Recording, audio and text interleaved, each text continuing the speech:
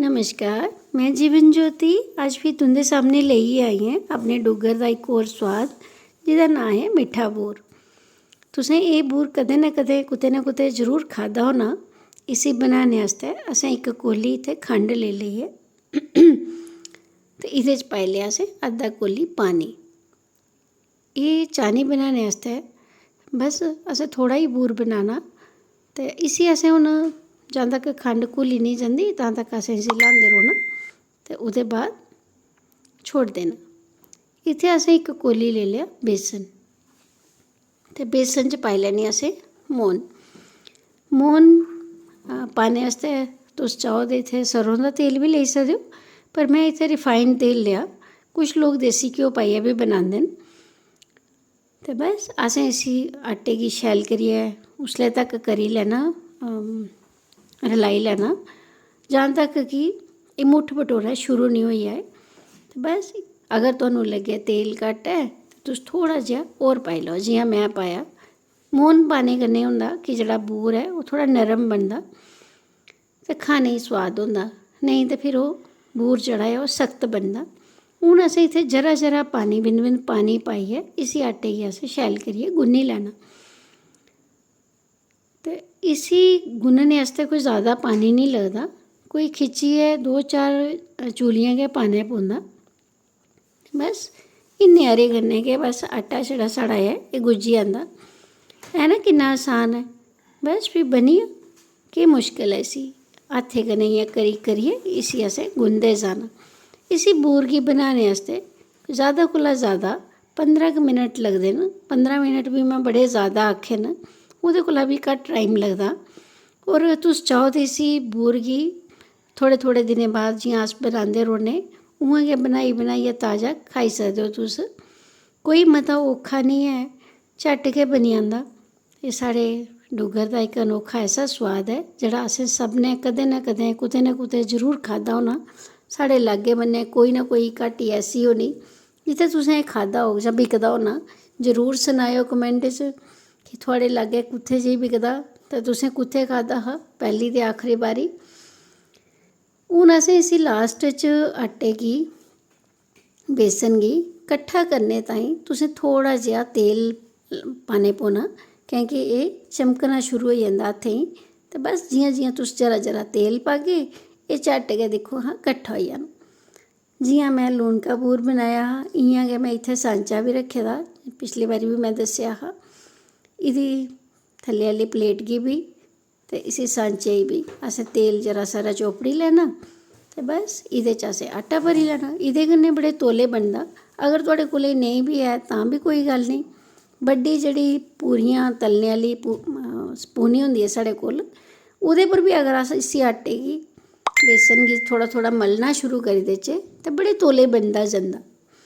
एह्दे कन्नै ते बड़े तौले बनदा ना, एह्दे कन्नै ते 5 मिनट बी निं लगदे बूर पक्कने गी। और एह् बड़ा ताज़ा बूर जेह्ड़ा ऐ एह् बड़ा सोआदला होंदा। तुस बनाइयै बच्चें गी खलाओ और एह् अद्धा कम्म ते थुआढ़ा ञ्याणे करी ओड़दे। बस एह्दे बाद असें तेल गर्म करने गी रक्खी लैना। तेल मैं इत्थै रिफाइंड गै लेआ ते में इ'यां करियै असें एह्दे च बूर पांदे जाना। तुस चाहो ते डिज़ाइनर बनाई लैओ जियां मैं बनाया, नेईं ते तुस इसी सिंपल बी बनाई सकदे हो।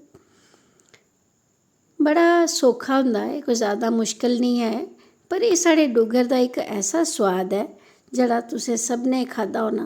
साढ़े जियां रामनगर दे रस्ते च ध्याड़ी इक जगह है, उत्थूं दा बूर जदूं बी रामनगर में जन्नी ऐ मिट्ठा लूनका बूर दे पैकेट उत्थूं लेइयै आंदी ही अपने स्टाफ आस्तै। हून जदूं दा अपना बनाना शुरू कीते दा घरों गै बनाइयै उ'नें सभनें गी खलांदी रौह्नी। पर एह् जेह्ड़ियां साढ़े लाग्गे बन्ने दियां दुकानां न जित्थै जित्थै एह् बिकदा ऐ, बस एह् लाल होने दे बाद असें कड्ढी लैना। उ'नें दुकानें गी जरूर प्रमोट करना चाहिदा, अपने बच्चें गी जरूर खलाना चाहिदा, क्योंकि में बार बार एह्ड़ी गल्ल आखनी ऐ कि साढ़े बच्चें दी जीभा गी उ'ऐ सोआद लग्गने न जेह्ड़े अस मां प्यो अपने बच्चें गी लागे। अगर अस उ'नेंगी खलागे गै पिज्जे बर्गर ते उ'नें उ'ऐ गै खाने, उ'नेंगी एह् चीज़ां सोआद निं लग्गनियां। चाह्नी जेह्ड़ी ऐ एह् तार जिसलै बनने आह्ली होऐ, थोह्ड़ी जेही चिप करने आह्ली होऐ, ओह्दे बाद तुसें एह् बूर एह्दे बिच्च पाई देना। बस इसी असें 5 मिनट बी निं करना पूरा ते इ'यां करिए ਜਿਹੜੀ ਚਾਨੀ ਹੈ ਇਹਦੇ ਉੱਪਰ ਥੱਲੇ ਕਰਦੇ ਜਾਣਾ ਸੀ ਤਾਂ ਕਿ ਜਿਹੜਾ ਬੂਰ ਹੈ ਇਹਦੇ ਵਿੱਚ ਸ਼ੈਲ ਕਰੀਏ ਚਾਨੀ ਇਹਦੇ ਉੱਪਰ ਲਪਟੋਈ ਆਏ ਅਤੇ ਜਿਹੜੀ ਮਿਠਾਸ ਹੈ ਉਹਦੇ ਅੰਦਰ ਤੱਕ ਰਚੀ ਬਸੀ ਜਾਏ। ਇਹ ਦੇਖੋ ਕਿੰਨਾ ਆਸਾਨ ਹੈ, ਕਿੰਨਾ ਸੌਖਾ ਕੰਮ ਹੈ। ਗੈਸ ਕਰੋ ਬੰਦ, ਇਸੇ ਉਤਾਰ ਦਿਓ ਥੱਲੇ ਅਤੇ ਇਹ ਕ੍ਰਿਸਟਲਾਈਜ਼ ਹੋਣਾ ਸ਼ੁਰੂ ਹੋ ਜਾਂਦੀ ਹੈ। ਮਤਲਬ ਖੰਡ ਜਿਹੜੀ ਹੈ ਵਾਪਸ ਕਣ ਬਣਨਾ ਸ਼ੁਰੂ ਹੋ ਜਾਂਦੇ ਅਤੇ ਤੁਹਾਡਾ ਮਿੱਠਾ ਬੂਰ ਜਿਹੜਾ ਹੈ ਇਹ ਬਣੀ ਤਿਆਰ है। गर्मा गर्म भी तुस खाई सकते हो, ठंडा करिए भी खाई सकते हो, जियां तुसें शैल लग्गे। ये पैह्ले इ'यै गै मठाइयां होंदियां हियां ञ्याणे ताईं, असें भी बड़ियां खाद्धी दियां। हून भी मेरे बच्चें गी ते बड़ियां पसंद न, मैं तां अक्सर बनानी ऐ। तुस भी जरूर बनाएओ, अपने लाग्गे बन्ने हट्टियें दा नांऽ जरूर सनाएओ ताकि तुआढ़े इलाके च कोई जाग ते ओह् हट्टियां जरूर तुप्पे, है ना। किन्ना सौखा कम्म है, कोई ज़्यादा मुश्किल नहीं है, पर तुसें इसी ल्हांदे रौह्ने पौना। अगर तुस इसी नेईं लाग्गे ते एह् जेह्ड़ा बूर ऐ तुआढ़ा एह् चानी च उ'आं गै टुक्कर जन बनी जाना। बस एह् दिक्खो हां बूर बनियै साढ़ा त्यार है। तुस चाहो ते एह्दे च थोह्ड़ी हारी इलायची भी पाई सकदे हो अगर तुहानूं पसंद होए तां, पर में इत्थै अज्ज सिंपल गै बनाया, है ना। कोई मुश्किल कम्म नहीं है, सौखा नेहा कम्म है, 15 मिनट दी गल्ल है। बनाओ जरूर, ट्राई जरूर करेओ और फिर सनाएओ जरूर तुआढ़ा कनेहा बनेआ और तुहानूं कनेहा लग्गेआ मेरा एह् वीडियो। इत्थै डोगरा इंटरनेशनल सोसाइटी कन्नै मिलियै सिर्फ इ'यै इक कोशिश है मेरी भी जां उं'दी भी कि जेह्ड़े साढ़े डुग्गर दे सोआद न, इं'दे खान पान दियां जेह्ड़ियां भी साढ़ियां डिशिज न जां जेह्ड़ियां भी साढ़ियां रेसिपीज़ न, सभनें दी रसोई तक जरूर पुज्जन।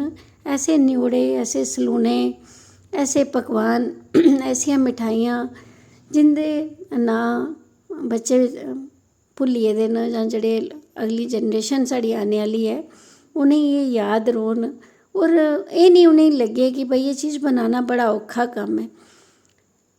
जिसले तक मिगी भी नहीं आंदा मैं भी सोचदी ही कि बड़ा औखा कम्म है, पर दिक्खो किन्ना आसान है इसी बनाना, झट्ट गै बनी जंदा। बनाएओ जरूर, खलाएओ जरूर।